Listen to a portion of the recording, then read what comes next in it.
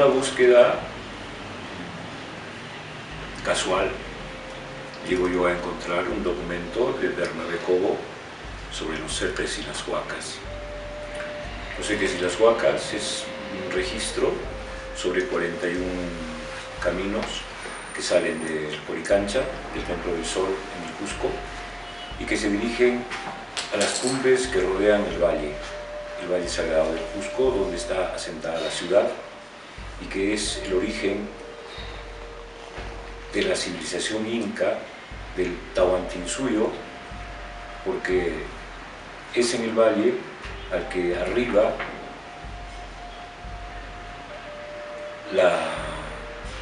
el conocimiento adquirido durante siglos atrás con Aya Manco Cápac y los 4 hermanos Aya, que representan 4 pueblos fundacionales del Cusco, que vienen con un conocimiento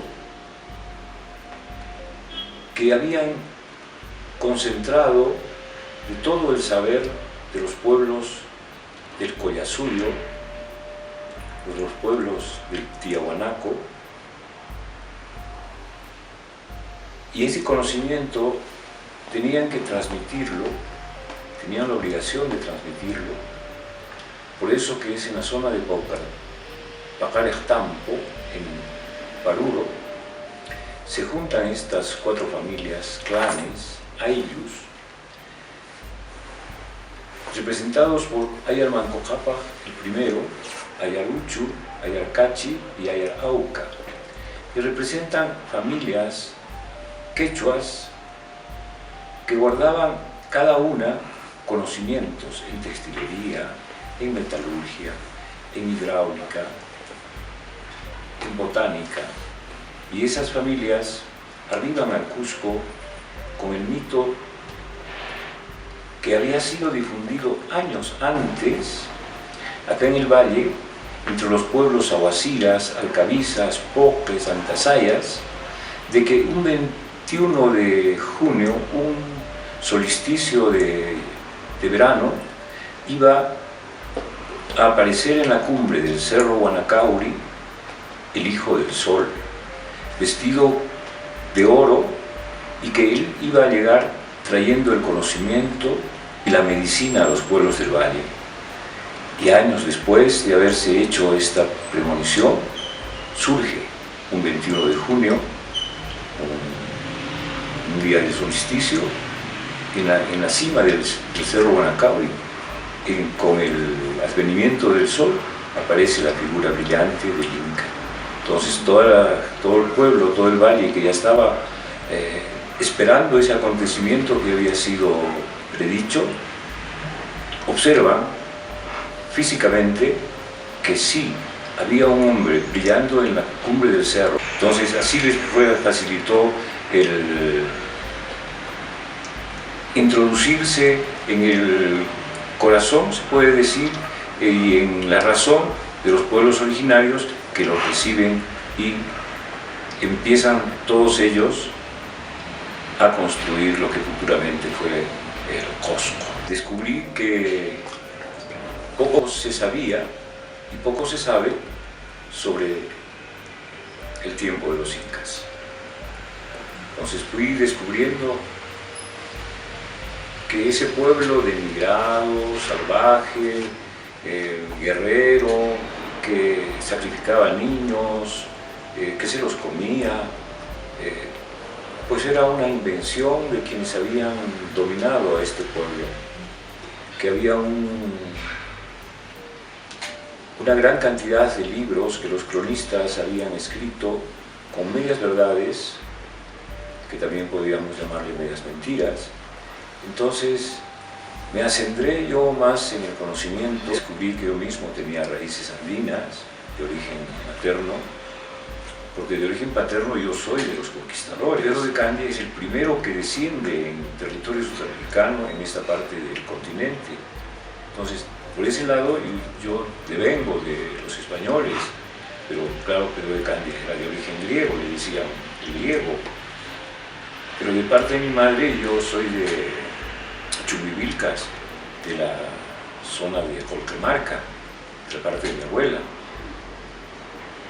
Entonces voy descubriendo mi propia identidad, mi propia raigambre, y me acentro en el conocimiento, en la búsqueda, empiezo a realizar los caminos sagrados de los Cetres, recorro los 41 caminos fotografiando y también escribo en un quipu lo que está escrito en español por Bernabé Cobo. Yo escribo en un quipu, lo que me permite hacer una exposición en la Casa de Garcilaso, y recibo una invitación para hacer esa misma exposición en Argentina. Y en Venado Tuerto realizo esa exposición en el Pedagógico.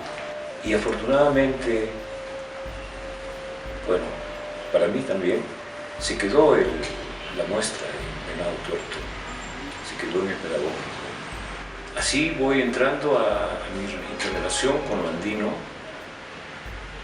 y sin conocer yo mucho si bien yo practicaba y escribía poesía y hacía cuentos, yo no mantenía un conocimiento real sobre la gramática, sobre la misma ortografía. Pero yo digo, estoy empezando a conocer cosas y no me voy a limitar a no escribirlas porque no las puedo escribir correctamente. Y empiezo a sacar los primeros números de Cuadernos Andinos, ya con información que había recopilado, que yo mismo estaba compenetrándome en el tema, y empiezo a escribir sin mediar para mí la vergüenza de no escribirlo correctamente, pero sí con la necesidad de transmitir el conocimiento. Y así voy avanzando, voy descubriendo, me voy informando, voy leyendo, discutiendo, conociendo, aprendiendo sobre todo y transmitiendo ese aprendizaje, porque así es como ingreso yo al conocimiento andino. Y descubra que ser andino es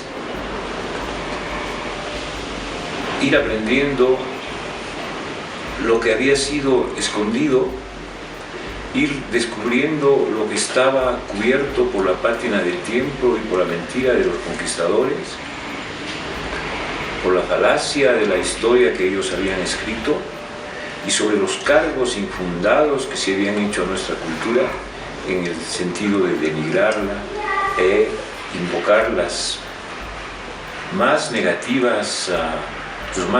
orígenes. Eso me involucra y eso creo que es la puerta a la andinidad, se podría llamar, de reconocer a nuestros ancestros, nuestra historia y la grandiosa civilización que los incas no fundaron, sino que continuaron en el proceso de afirmación del pensamiento que surge en Sudamérica. Es reconocer la existencia de una cultura que fue una civilización. Es reconocer que hay dentro de nuestro pasado un desconocimiento absoluto sobre quiénes habían sido nuestros progenitores ancestrales. Tres elementos fundamentales del pensamiento andino serían, por un lado, el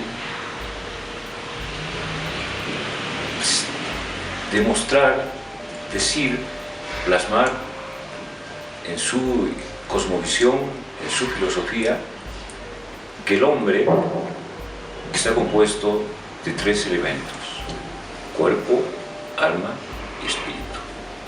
Esa creo que es un aporte fundamental dentro de ya la convivencia mutua de la sociedad andina.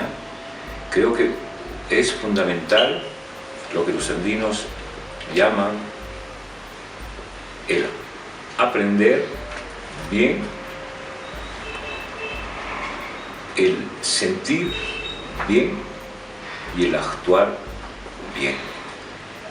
creo que ese es el Alin Yachay, el Alin Munay, el Alin Llankay, el buen conocer, el buen sentir y el buen trabajar para el Alin Causa, para la vida armoniosa. Otro concepto andino fundamental es cómo ellos dividieron la existencia humana en esta vida, que es Caipacha, en la vida espiritual, que es el Hanampacha, y en la vida de la negatividad, que es el Upacha, que no se refieren precisamente al cielo, a la tierra y al infierno, sino que el cielo, la tierra y el infierno son componentes de la vida del hombre, que así como el hombre puede ser benigno, puede ser sabio, tolerante, puede también llevar dentro de sí la peor de las maldades. Y esa dualidad es la que hace que el hombre en su vida, en el Caipacha, en la vida terrena que tiene, debe llevarlo al comportamiento correcto, justo y distributivo. Otro elemento fundamental del pensamiento andino es la conexión con la naturaleza, la armonía con todo lo existente. Es por eso que los incas, grandes conocedores de la astronomía, orientan sus ciudades a las salidas del sol. Todas las ciudades, todas las calles de Cusco están ordenadas cosmogónicamente por la salida del sol. Las yachtas grandes de Cusco, Machu Picchu, Ollantaytambo, Pisa, Chinchero, todas las ciudades han sido construidas orientadas por las salidas y por las puestas del sol. No hay construcción andina que no esté íntimamente ligada a la lectura del cosmos. Es importante para los andinos interrelacionarse y armonizarse en primer lugar con el cosmos, en segundo lugar con la naturaleza toda, a la cual rendían absoluta pleitesía, culto y respeto, porque un caminante no empezaba su camino si no le pedía permiso al camino, y un caminante no subía el cerro si no le pedía permiso al cerro, y no cortaba un maíz si no le pedía permiso a la planta, y no hacía ninguna actividad como cazar un animal si antes acercarse al animal y pedirle permiso a la Santa Tierra para su bien. Es por eso que los incas tuvieron enormes cantidades, millones, dice Garcilaso de la Vega, de auquénidos, a los cuales no los sacrificaban para consumo, sino para la utilización de su lana, para poder tener vestidos y ropas para los pueblos que iban conquistando, que iban integrando al territorio del Tahuantinsuyo. Esa armonía con la naturaleza también es otra de las fuentes fundamentales del pensamiento andino. Hay un principio de psiquismo, hay un reconocimiento andino de los amautas andinos, de los sacerdotes andinos, sobre todo de los amautas, que son los profesores, de una valoración de las personalidades. Ellos sabían que había personas coléricas, que había personas pacíficas, que las diferentes manifestaciones de la conducta humana estaban delineadas por sus quehaceres particulares, y eso no se sabe si fue catalogado, si fue puesto en escrito, porque todo lo que los andinos escribieron y que se encontraban en los lugares de culto, sobre todo en el Poquen-Cancha, que es el museo que los incas tenían. Era un museo, una construcción que estaba en tipón de 3 pisos, donde los incas guardaban todos sus saberes escritos o dibujados en las pieles apergaminadas de los animales auquémidos, de la llama, de la alpaca.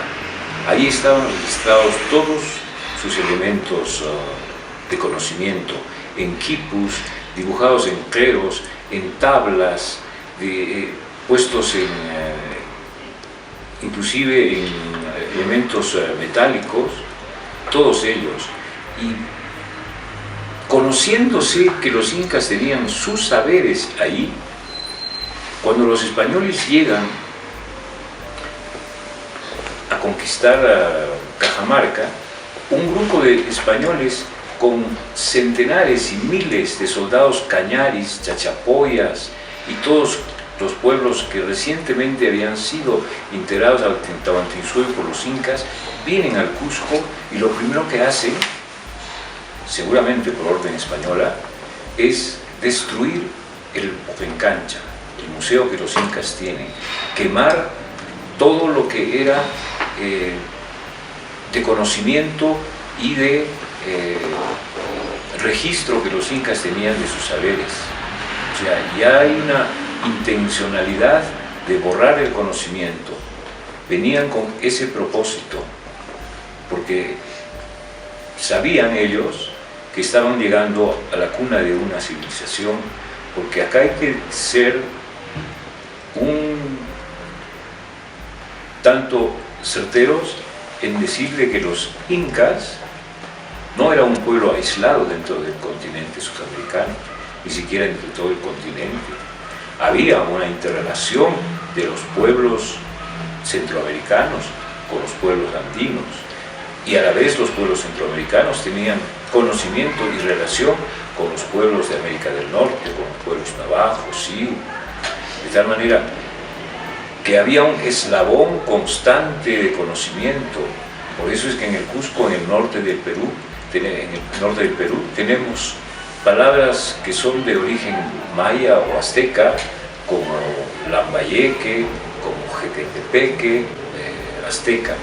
Entonces, son irrefutables pruebas de que había un comercio, había una interrelación constante. Nosotros, los andinos, al Cusco traíamos el muyu, que son las conchas de mar que vienen exclusivamente de la isla de Galápagos. Entonces, no podíamos decir de que había un desconocimiento de los pueblos entre ellos, más bien había una interrelación constante. Los incas tenían un conocimiento, una idea sobre el alma, a la cual consideraban es parte esencial de la conducta humana, y que había una trascendencia después de la vida, más bien después de la muerte, que había una trascendencia. Por eso los incas rendían culto fundamental a sus antepasados. La raíz del origen de los incas estaba situado en lo que se llama el malqui. El malqui es la representación simbólica del malqui, es un árbol. Y un árbol que tiene raíces, esos son los antepasados. Luego viene el ser, que es el tronco, y luego vienen sus diferentes manifestaciones humanas, que son las hojas, las flores. Entonces, el hombre andino estaba muy ligado a esa su interrelación y a ese su conocimiento de que después de la muerte existe una vida y que hay un regreso a la existencia que uno ha dejado. Posteriormente hay un retorno. Por ese propósito se guardaban los cuerpos de los muertos, porque ellos decían, algún día van a volver y van a buscar su cuerpo para seguir viviendo. Ese era un concepto que los incas tenían sobre la existencia. También sabían que los hombres que habían servido a su pueblo, que habían sido ejemplos dentro de su familia, dentro de su comunidad, que habían sido forjadores de conocimiento, de saber, de curación, cuando morían se iban al universo, al Hanaj Pacha, y se convertían en estrellas, y que los hombres que no habían contribuido en nada, que habían sido negativos, también al morir se iban al universo, al Hanaj Pacha, y se convertían en los espacios negros. Entonces, esas concepciones que los incas tenían han sido recientemente puestas a la luz, porque sobre esos conocimientos ancestrales no hay cronistas que lo hayan mencionado. Una evolución de la idea del espíritu, de que el espíritu viene a ser, dentro de lo andino, el que guía el propósito del individuo. Es el espíritu al que se recurre como si fuera el otro yo, el kamaj, efecto espejo en el cual me miro, de tal manera de que mis actitudes humanas se reflejan en mi espíritu. Entonces, si yo cometo algo negativo, mi espíritu me contradice, porque no está dentro de lo armonioso. Y si cometo o efectúo un acto noble, mi espíritu me premia, porque esa es la condición del arincausa, la buena vida. El espíritu, o sea, el remordimiento, la conciencia, eran fundamentales dentro de la conducción del individuo dentro de la sociedad andina. Por supuesto que ese precepto no era mantenido por todos. Para los que apoyaban esos principios existían las zancacanchas, las casas de castigo, donde eran encerrados los malhechores, donde eran encerrados los ociosos, los ladrones, los que faltaban a la verdad. Pero también, dentro de su concepto, los andinos sabían que si uno obraba mal, su conciencia se dañaba, su espíritu se dañaba. Y llegaban al ejemplo de decir, por ejemplo, que nuestras chakras no están produciendo lo que hace 2 años estaban produciendo. Algo ha desarmonizado a nuestra sociedad, a nuestra pequeña sociedad comunitaria. Entonces, había en ese tiempo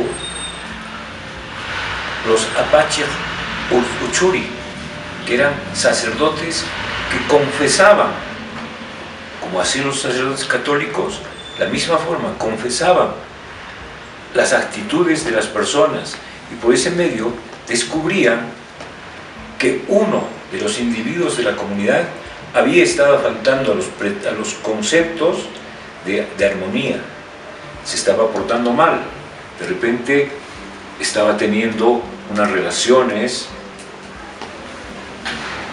de robo, sacando un poco de las cosechas, quitando los derechos y los deberes de la comunidad. Entonces, cuando descubrían a la persona, lo retiraban, castigaban al infractor y la armonía volvía, que habían solucionado el problema que causaba un individuo afectando a toda la comunidad. La enfermedad para los andinos era una consecuencia y una demostración de que había obrado el individuo con negatividad o no estaba procediendo de acuerdo a los cánones, podríamos decir, de que estaban imperando dentro de la conducción de la sociedad dentro del imperio inca. Para prevenir en primer lugar la enfermedad, los incas tenían la medicina preventiva. Más que ser médicos curanderos, los médicos andinos eran médicos sanadores, que no dejaban que el mal, que la enfermedad llegue. Si algún determinado momento de la vida el individuo se enfermaba por cuestiones absolutamente fisiológicas, ellos sabían, por medio de la pasada del cuy, que en algunos casos aves que les flotaban por todo el cuerpo para ver cómo en el cuy o en el ave se mostraban los síntomas de la patología del ser humano. Curaban entonces si hay una inflamación hepática producida por el propio desorden orgánico, entonces ellos directamente iban a la enfermedad a curarla. Ahora, el origen de la enfermedad también está atribuida a la mala conducta.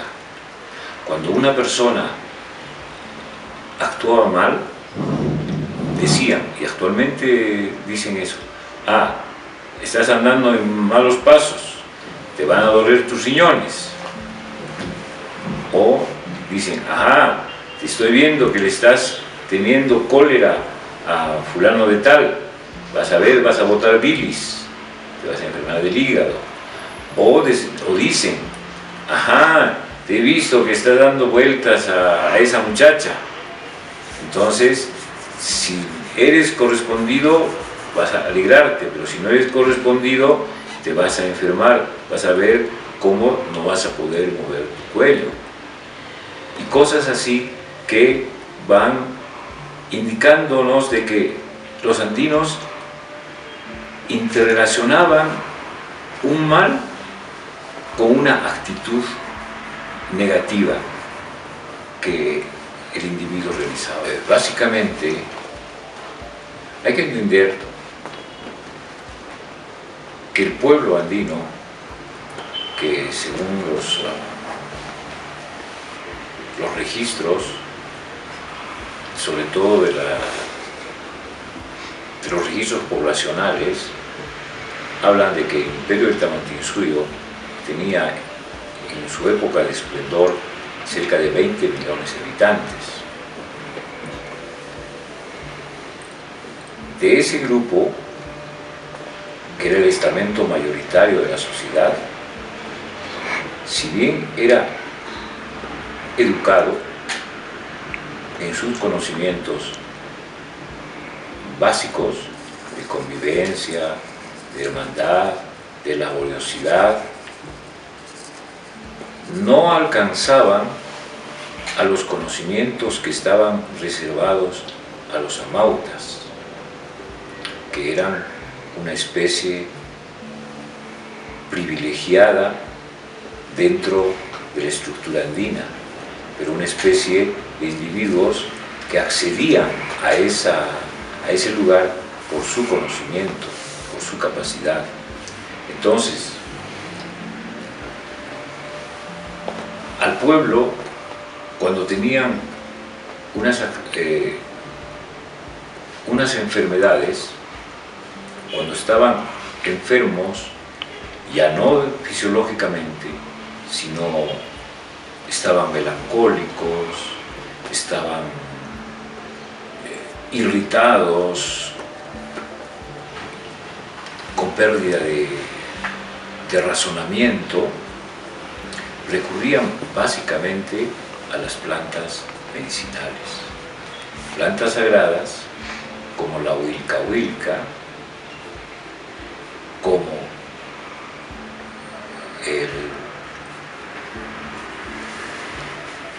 la ayahuasca, como el peyote, como el San Pedro, y otras plantas que han sido perdidas, y mediante ese uso curaban la embriaguez, porque había gente también que se dedicaba y terminaban siendo enfermos por su hábito de tomar. Personas que habían perdido la razón, que eran sonsos, a veces de nacimiento, o a veces porque les había dado el viento, o habían sido de una u otra manera hallados enfermos, eran curados con estas plantas mágicas. No había una enseñanza al pueblo en sí sobre las relaciones psíquicas entre enfermedad y sanación. Recurrían a la parte inmediata, que es el uso de las plantas madres, para saber en las alucinaciones o en las palabras o en los gestos que después de haber ingerido la medicina, los pacientes manifestaban, de tal manera que el maestro que les estaba aplicando ese método medicinal conocía el origen de los males, que podían ser de numerosas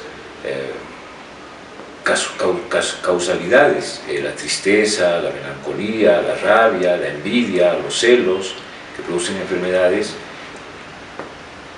y esos males eran revertidos con el producto de las plantas mágicas. No había un conocimiento o una propagación del conocimiento sobre la psique. Es muy consabido que los elementos de las plantas medicinales tienen una fuerte capacidad de revertir los males. Hay curadores actualmente que curan con agua, que curan con fuego, que curan con viento, determinadas manifestaciones del mal o de la enfermedad. Habían rituales en los cuales se introducía a la persona en el agua helada para mitigar algunas manifestaciones de enfermedad que ellos tenían. Recurrían al fuego. Pero todos estos procesos básicamente están dirigidos a hacer que individuo se automedicine por la influencia de ese proceso al cual está siendo sometido. Es decir, volvemos a un tema en el cual la enfermedad, que es producida por nuestra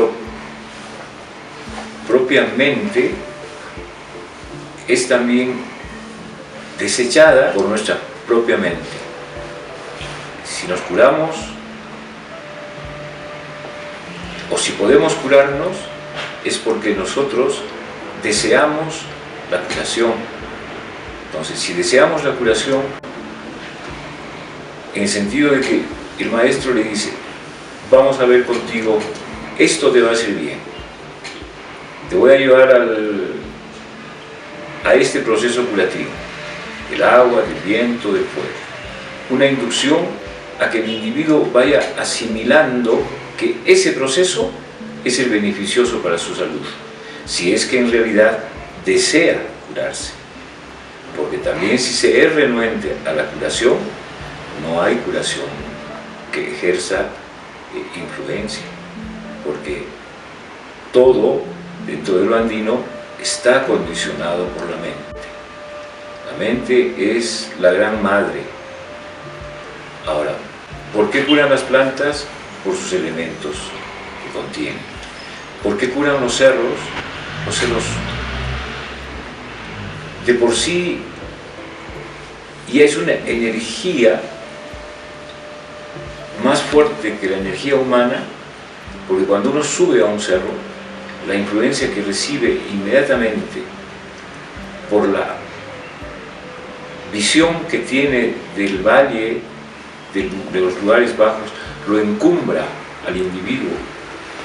Entonces se siente liberado, se siente protegido con otra energía que le permite tocar el cielo con las manos, que lo acerca a la luna y al sol y a las estrellas. Entonces, por eso es que los apus son sagrados, porque su subida es un trabajo, ascender hasta la cima, y luego en la cima es la liberación, es la sanación, es la integración cósmica que el hombre tiene con el universo, es el punto en el cual el hombre alcanza la cima, la plenitud de su ser como individuo cuando llega a la cumbre del árbol.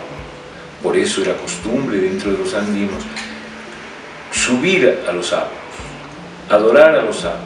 Los incas en todas las cumbres de los cerros tenían las apachetas. ¿Qué son las apachetas? Son los lugares a los que llega la gente después de haber trepado el cerro llevando una piedra, y luego dejan esa piedra en la cumbre del cerro como muestra de que han subido al cerro y han conseguido el propósito que ellos tenían: encontrar una respuesta para una interrogante, recibir de esa energía cósmica la curación, el aproximarse a reconocer sus errores, sus faltas, y una señal también de haber sido recibido como un ser que se ha curado. Por eso en todas las cumbres de los cerros, en esos lugares que se llamaban apachetas, ahora están existiendo cruces andinas, a las cuales van actualmente los andinos a rezar, a pedir milagros y a ofrecer despachos, a ofrecer alcanzos, porque hay un reconocimiento de que esas entidades son curativas, de que ese proceso de ascender a una cumbre es parte de un proceso, de un reconocimiento que uno tiene de su conducta o de sus enfermedades, y luego ir a esa cumbre para sanarse. Yo mismo he tenido una experiencia en el cerro Yulpajturu. Yo tenía marcada predilección por tomar alcohol. Tiempo A. Cuando subí al Apu, yo le pedí al papito, le dije: papito, ayer nomás tenía que haber ido un día antes al cerro y no fui porque tomé alcohol. Y ahí cuando estuve en la cumbre del cerro le dije: papito, ayúdame, ya no quiero seguir esto. Te voy a dejar coquita, te voy a dejar licor, ayúdame, ya no quiero seguir tomando. Y ya no seguí tomando. Entonces, ese creo que es el proceso en el cual los incas también realizaban ese ejercicio de sanación, que está íntimamente ligado a su propio deseo. De ahí viene el sentido andino que tiene el hombre, de que tenemos el cielo, el infierno dentro de nosotros, que podemos sanar como podemos enfermar. Es tanto el caos que se ha propiciado, y recalco propiciado, en el mundo, en todo el planeta, este desequilibrio ecológico,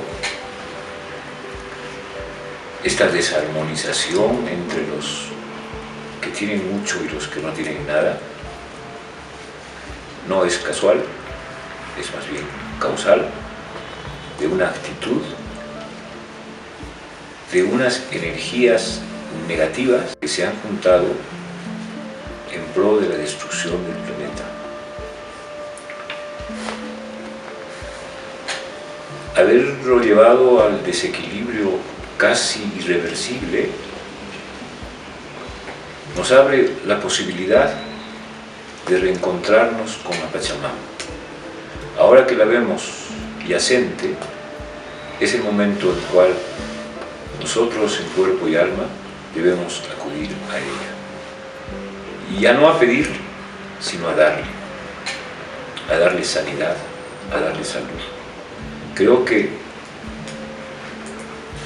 los pueblos originarios, no solo de América, sino de todo el mundo, guardan profundo respeto por la Santa Tierra, que ha sido derribado por las formas de dominación, tanto económica, de conocimiento, de ciencia química, de la tecnología, que han ido devastando totalmente nuestro planeta. Pero estoy seguro que en el saber de los conocimientos y del espíritu de los andinos, de los pueblos originarios, de los pueblos nativos, de todo el mundo, ahí está la solución a este problema caótico en que nos encontramos. Volver a la Santa Tierra, a la armonía con la naturaleza, si todos lo practicásemos, revertiríamos este grave deterioro.